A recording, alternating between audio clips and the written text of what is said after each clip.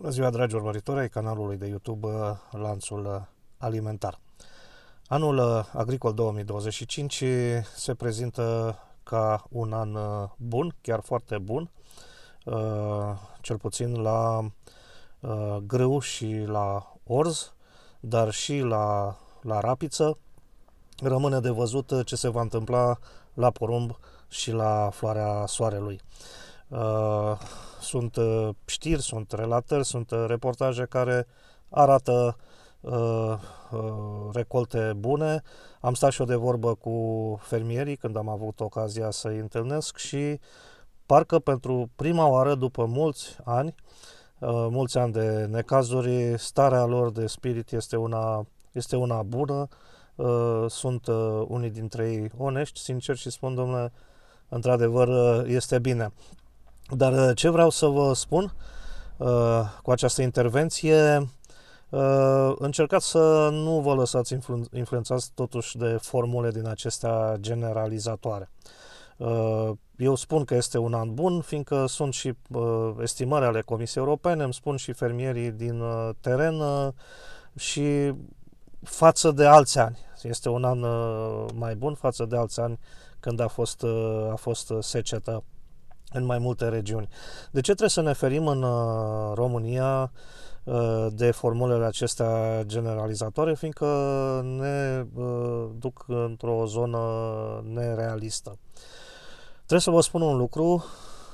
În România nicio fermă, nici măcar cele învecinate, nu seamănă una cu cealaltă. Este un grad puternic de individualizare. Chiar dacă au același profil, te duci într-o localitate din câmpia română și compari două ferme de dimensiuni aproximativ egale, aproape egale, o să vedeți că nu seamănă.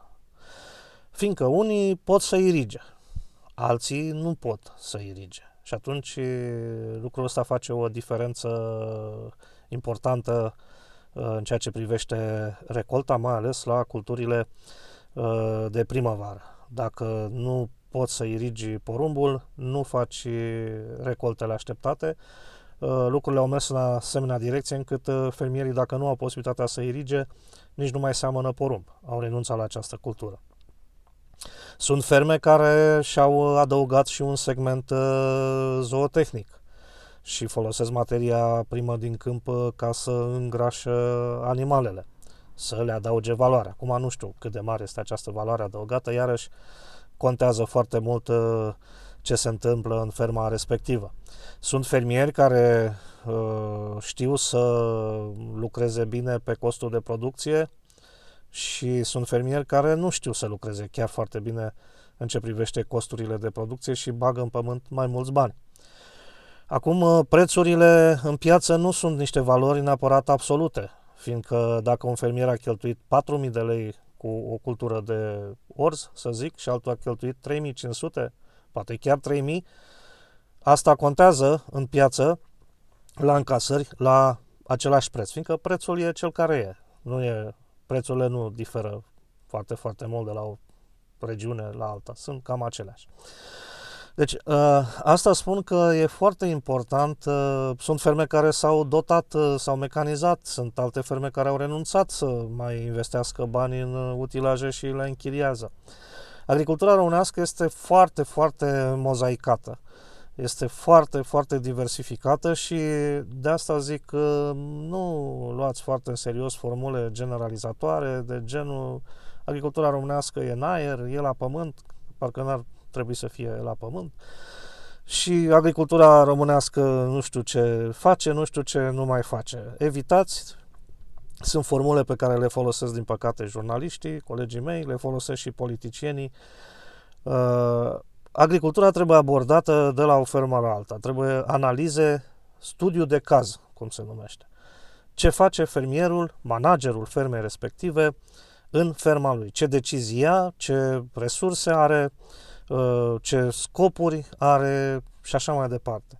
Trebuie, și asta o spun și pentru jurnaliști, mers pe criteriul acesta al individualizării, iar cititorul, interesat de ce se întâmplă în sectorul agroalimentar, cititorul obișnuit, fiindcă nu toată lumea mănâncă, să fie rezervat atunci când găsește formule din acestea cu izd de, știu eu, teorii și afirmații tranșante. Agricultura se sustrage, este viață, este diversitate, individualizare și trebuie cunoscută în acest fel și nu prin tot felul de formule nivelatoare. Nu există o formulă, o definiție unică a agriculturii românești. Dar mesajul meu este acesta. Sigur, e secetă, e o amenințare puternică față de culturile de porumb neirigate și sunt amenințați fermierii care le-au înființat fără să aibă această certitudine a sursei de apă.